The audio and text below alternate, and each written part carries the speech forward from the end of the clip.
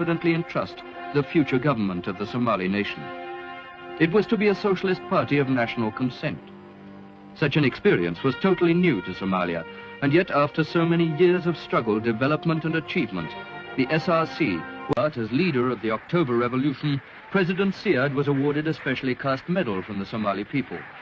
Hero of Somalia medals were then presented by President Siad to every member of the outgoing SRC, who had fought with and steered the revolution since its beginning in 1969. One by one, the members of the former government received their medals from the president. Finally, in his turn, the president received the same medal for his part also in the revolution.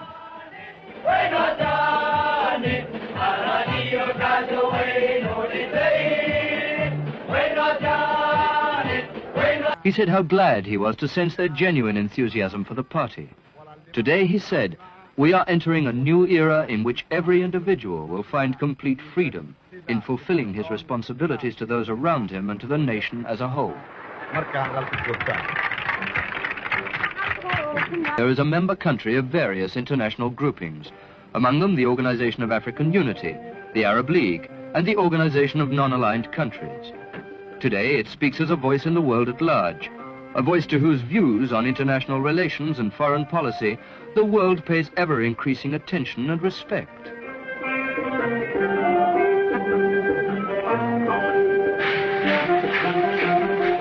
In 1974, African heads of state assembled in Mogadishu, the Somali capital, to see President Siad take his turn as chairman of the Organization of African Unity.